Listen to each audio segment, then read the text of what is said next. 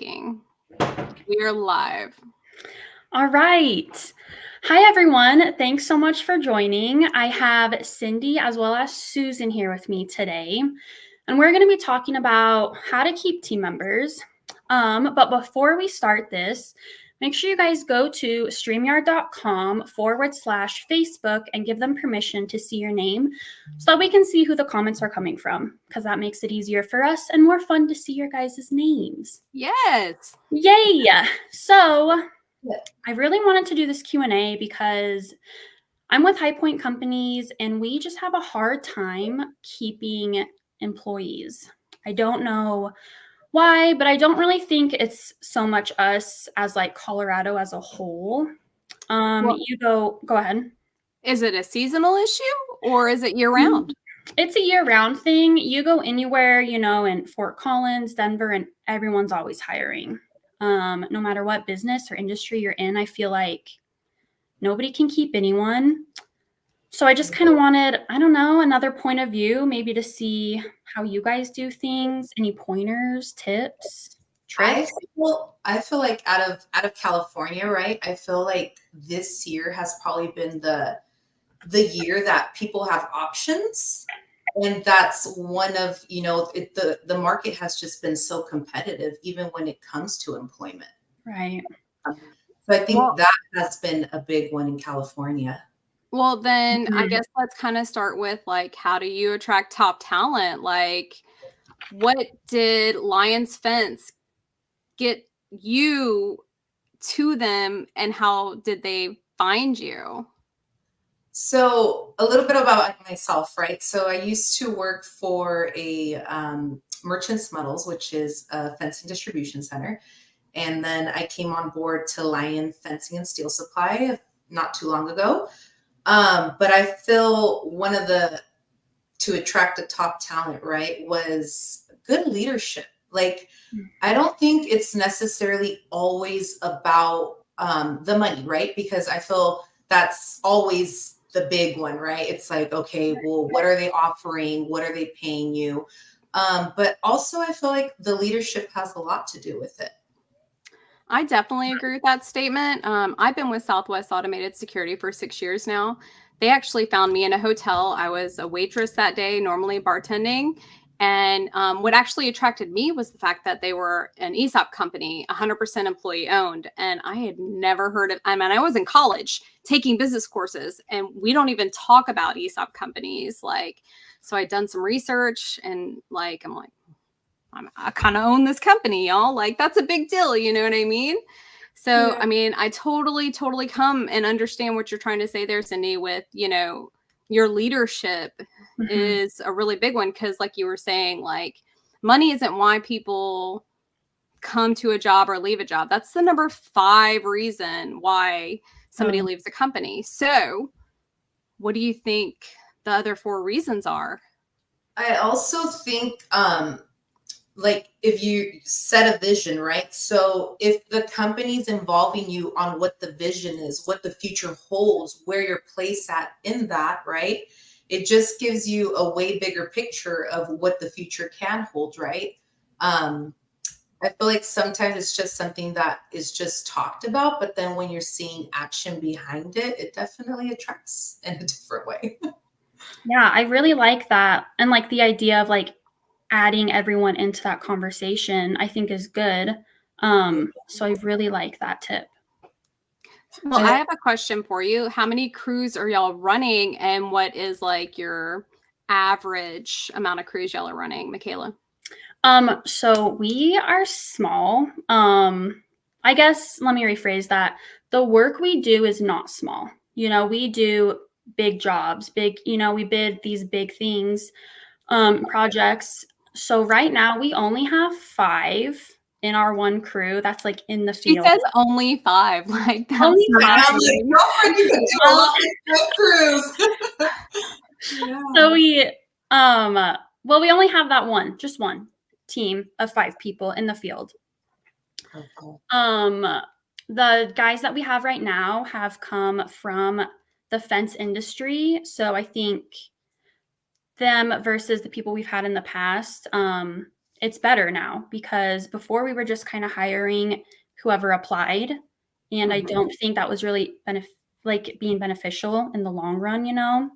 So I don't know. We're excited to see the potential of the guys we have now. I think they're awesome and they do really good work.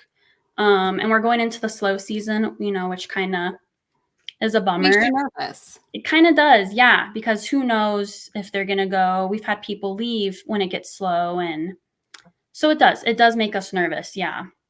Well, how long has your longest employee been there? Now or in the past? Now, your current. Now, our current longest employee has been there just over 6 months. Wow. Yeah. That has to be hard because it costs a lot of money to train new employees and keep Yeah. them No, going. and the guys really put like they're all into it. I feel like, you know, if you don't know anything, that's great. They'll put in the time, the effort, and the money to train you so that you know what you're doing. But it's just kind of, I don't know, no one's ever really stuck. Do you ever see during the slow season, right? I feel like once the holiday comes around, Thanksgiving, Christmas, it does slow down. Do you ever see some employees leaving and because it's slow, but then eventually come back? Or Not really. Yeah, not really. And when it's not like we're slow to where they don't have anything to do, like where you have to take a month off, you know, we have stuff, we have shop work, we have equipment that needs to be fixed, this and that. We have jobs, you know, out of state or wherever else. So it's not like they don't have the work. It's just, they just leave. I don't know. So, like, I guess this kind of makes me go back to like what attracts top talent. Like, are y'all hiring because they know how to do the job or because they fit into the team? Because for a long time, I'm like, okay, I'm looking at this resume. That's not going to work for me. So, like, Yeah. are y'all hiring for somebody who fits in, not necessarily somebody who can do the job? Because can't we, and isn't everybody trainable to some extent? Right. No, that is a great point. I think maybe like 8 or so months ago, we kind of switched our interviewing process to where we did get to know that individual. So we redid it like our whole interview process to where we know your character, we know this and that. We go over company values and what kind of sets us apart. And I think we have the guys we do now because we kind of switched that. So I think that has been beneficial. And I think also, I mean, it's so important, right? How you guys were mentioning, just to create a healthy culture, whether it's in your office, whether it's, you know, the crew going out together, obviously, and installing. I think it makes all of the difference, honestly. It really does. I agree with that statement. So, like originally, I was doing interviews one-on-one, like when I was running the branch, and then I found out, like after the interviews, everybody around me was like, "No, this person isn't going to work. We're not going to get along." So I started doing round robin interviews. Are y'all bringing your more seasoned employees in on this interview process? Maybe. We have not, no. That is a good, I don't know, a good thing that I could mention. What Sorry. about you, Cindy? What type of interview did you have when you were interviewing with Lions? Well, I don't know if you guys know, but Sasha actually used to be my boss before. So No. yeah, he used to be my boss before. He was my boss for about 4 years or so. So I obviously known him, right? And him and I have always worked very well together, very good team. And really, I mean, before that, right?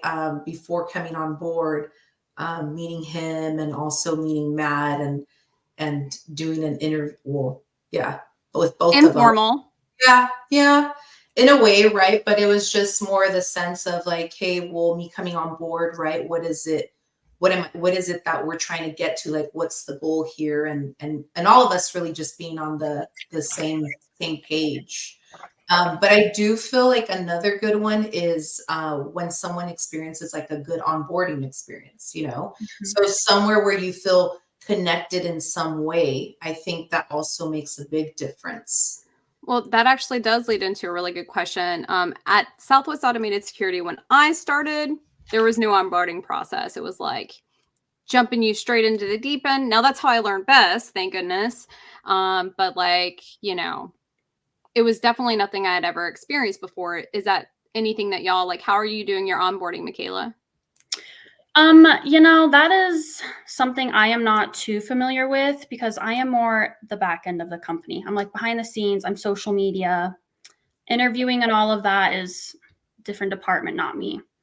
So I'm not too sure on that. I know that when guys do start up though, it's a training, you know, they go through a training process.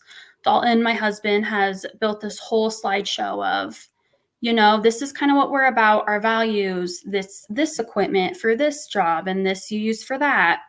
And so it's really more of a learning, I think, when they do come on board, making them feel comfortable to know like what they're going to be doing. And I think that has helped us as well. So No, I think you're doing good. Honestly, like I don't know that there's a right or wrong answer here. I feel like High Point company struggle is the real struggle. It's the same question a lot of small to medium-sized businesses are definitely having issues with. Like, where do you go next? You know what I mean? So I guess like, you know, we discussed like attracting top talent, but like let's talk about what does make good employees leave, good team members leave. Like I'd have to say the first thing is like right off the bat being called an employee and not a team member. Yeah, You know, yeah. I keep going back and forth. I struggle with that personally, and not because like I look at my team as my employees, but like just because that's what society deemed it for so long and is now culturally more acceptable to have a team as opposed to employees. Mm-hmm. So how do y'all combat that, Cindy, at Lions? Well, another one that I think is also when you don't have no support, right? So when an issue comes up and all of a sudden you find yourself in a spot where you're like trying to figure it all out on your own, and it makes all the difference in the world when you have a manager or anyone right in a leadership role where they're really just there to support you, and you're not just feeling like the lone ranger, I guess you could call it, right? And you're and you're obviously there knowing that, okay, you know what, this is what the issue is, like this is what we're going to do for the solution, and really just taking four different heads versus one, right? And knowing like what is it that we're doing for the solution. No, I definitely agree with you there. Makayla, how long has High Point Companies been open or in business? Well, so Cole is the owner. He started this company, but it was not a fencing company. He did like mowing and side jobs and all of that. Slowly kind of turned into fencing a couple years ago, and it's really taken off. The company, you know, I'm so proud of the guys because it is a good company and it really is growing. And I think that's where a lot of the stress does come from within the guys because it is growing. And there are times where they're having to work, you know, until 8, 9 o'clock at night because, you know, we have to get this job done. We have to do it. And the quality, you know, they don't want to be cutting corners, obviously. They take pride in what they do. And so that's kind of where a lot of the stress does come from. Right. Well, I'd have to say that, like, I think y'all are doing all the right things. I feel like you're just going through the normal, regular growing pains. I feel like maybe even a big thing is kind of figuring out your footing, like how you're going to grow the company and keep employees at the same time. That's not easy. Everybody struggles with that. Yeah, I mean, my branch alone has been through something like 8 employees this year, and it's not poor management, it's poor hiring. But at the same time, like maybe it is poor management on my behalf. Like at some point, we have to look into a mirror and realize that it's not everybody else, it's me. Mm-hmm. So, like, you know, I think these are great conversations that we need to keep having. So, Yeah. I don't know. Yeah. I'm like, that's no, it's true. I mean, even with, I think also, you know, when you have, I don't want to say one rotten apple, right? But when it comes to that, Especially when it's me. no, Maybe more like a sour apple. Nothing wrong with the sour apple. Those are the best. Just I think it has a lot to do with who your team is really to make a company successful, right? I think it has a lot to do with putting the right people in the right That's I don't want to hard. say positions, but really getting to know, okay, what is your talent? What is it that you feel you're good at in order to put them in the right position of where they need to be in order to really make it work, to be honest. No, I definitely agree. That's hard to do. And when you're running only 5 employees, and a couple of crews with that, that's really hard to do because everybody kind of has to wear every hat. Yeah. That's the big thing at SAS as well. Like if you step in my office, I need you to do every job because I need to be able to walk away. You need to be able to walk away and I need to be able to do your job at the same time. So cross training as well. So I know that one of the biggest reasons why people stay at companies is because they are given the opportunity for knowledge. Every time I turned around and asked one of my regionals or my branch manager or whomever was, my leadership at the time that I needed more education, they found it for me. What kind of educational courses are you learning at High Pointe and what kind of educational courses are y'all doing at Lions? You want me to go first? My mom. So the guys go, and maybe that is something, we could change. As of right now, it's just Dalton and Cole going to trainings, so they went to Vegas, they're going to Nashville. And maybe that is something that we need to start bringing the guys into and going as well, so that they do feel more a part, of the team. Yeah. I think that's a great point. That, maybe just to make them feel included and not like they are just an employee. I never really thought about that, but I mean, it made a huge decision for me to stay where I'm at. Yeah. Yeah, Cindy? Absolutely. No, I was going to say the same. I'm like, well, as for myself, right, I was obviously ready for some change. As you guys know, I just came on board with line fencing and steel supply. But yeah, I was definitely ready for some change. I mean, I've seen different ways of how people have managed, right? And I think for us now here at line fencing, right, one of the great ones is for us, we don't really I do sales, right? So I do outside sales. So we don't really do, I wouldn't say like a training course, but more in the sense of doing a weekly meeting with our sales team, right? We all get together like, hey, okay, what's working, what's not working? Like, what can we change? What can we do to do better? And that's one question for myself, right? That I'm always constantly asking our customers, like, even if they respond to me with everything's great, Cindy, you guys are doing great. Your pricing where it needs to be at, your availability's there. I always like to ask, okay, even though we're doing great, what is it that we can be better at? Because I feel like that's so important, right? Even though everyone's saying like, oh, everything's good, there's always room for improvement regardless of where we're at in our lives. I actually took a company survey today that said, is SAS meeting your goals? Is SAS training you? Is SAS keeping you happy? Do they make you feel motivated? So, I mean, you only have 5 or 6 employees, but those kind of that input might even be something that you need. Maybe it is time to turn around and ask, what are we doing wrong? Mm-hmm. Or what are we doing right? Because maybe you are doing everything right. You just need to do more of it. I don't know. Right. 100%. I agree. So I just saw a really great comment come through. I was going to say the same thing. I don't know who put that one there, but yes, that's a great one. Yes. Do you guys have job descriptions for each position you're hiring? So when we are hiring and we put up an ad, it's not we don't have what we're hiring for. It's just, I guess we're hiring. It's very general. The guys come in, we interview, and then you're kind of just put onto the team until we know, we've had a lot of people come in and BS on their applications. And that has kind of screwed us over in the long run, right? So everyone is just kind of starting at the starting point. And if you weren't lying on your resume and you know what you are doing in a week time, 2-week time, we have like a probation area.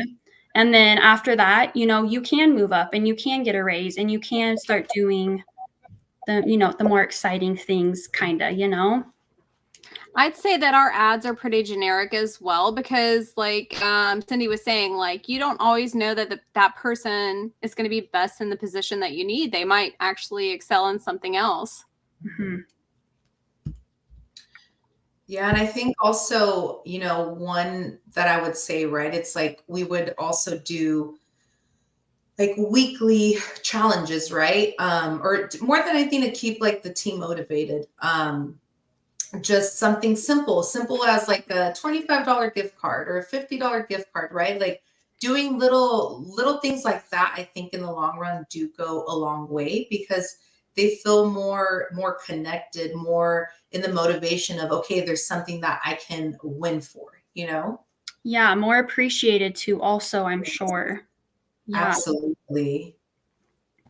So I'm seeing another post here. I'm not 100% sure what they mean, but it says, I think posting this with the ad when hiring, you get more qualified applicants. I think they mean job descriptions. I think maybe that just really depends on how many crews you're running, what you want them to do, and if it's what works for you. Like Makayla, you were saying it didn't work for you guys in the past. So, I mean, maybe everybody should start from square one. Yeah. I don't know the answer there. Or maybe a little more detail where they kind of do realize right before the interview process of like, okay, is this for me or is this not, before I even go and either move forward with the interview process of it, right? Well, then I think maybe even it brings us into this question. What incentives and benefits should you be giving to team members? So, I mean, I'll start. I am an ESOP-owned company. SAS is an ESOP company. So the employees own the company. For every year of service, 1,000 hours, you are automatically enrolled to it. It doesn't cost me any money. This is basically like a retirement plan. When I retire at age 65, at 6 years, I own 100% of my stock, but I actually can get paid out at 65. If I do happen to leave the company, like that's my money. It doesn't matter how I'm terminated or anything like that. So that was a big, huge incentive for me. I did not have to pay into a retirement program. So I have the opportunity to go out and find my own retirement. Of course, insurance, vision, right. paid vacation. Yeah, I was going to say, I think one of the biggest ones for me, right, was for a company that commits to wellness, right? So just how you were saying, Susan, health insurance, dental, vision. Just for me personally, just because I was going through a few health scares a few months ago, that I was kind of like, man, if I didn't have health insurance, right? You kind of think about all that while you're going through those Mm-hmm. life, that you really think about, man, these are the things that are important, because we all know medical bills get expensive if you don't have insurance. Right. But that was definitely a good one and a big one for myself as well. Yeah, no. So we, have all of that, the medical, everything. We 401k, we do matching on that. Yeah, and we do a workwear program also. So after 6 months, and then every year going forward, we give the guys $100, and they can put that towards, if they need new boots, if they need new shoe, or pants, shirts, whatever. We provide drinks, snacks kind of in the office that they can grab whenever they need something. We do paid holidays off. I don't know. We do Christmas parties too, just to kind of make them feel That's a big deal. Appreciated. And, we are happy to have them. Oh, that's so sweet. I feel like y'all are doing all the right things. I feel like, you know what? I feel like you're just like in this place of growth, and it just feels uncomfortable and it's weird, and you want everybody to know everything right now. And right. It's challenging. Well, okay, if anything, we should start doing your ad right now, right? We're like, for everybody listening. Right. Let's go. So no, like, I mean, I don't know what else you can do. I mean, how about forward growth? Is there growth potential for each of your team members? And do they know that there is growth potential? Totally. No, I do think that they know, and there is always room for improvement. You know, you can always learn more. So I think, yeah, there's definitely improvement and ways to grow. Ooh, Robert Evers just made a really great comment. By the way, you guys, if you don't follow this dude on social media, like you need to. He's always saying like really inspirational stuff and also really silly, funny stuff. Oh, I'm going to follow him right after this. But he said team meetings in the morning has improved his company. Just saying, you are important to the team. You are an important to the team goes a long way when some people never experience. I think what he's saying is your involvement in that team meeting is important to the team, and a lot of people never get to experience that. I agree. Yeah.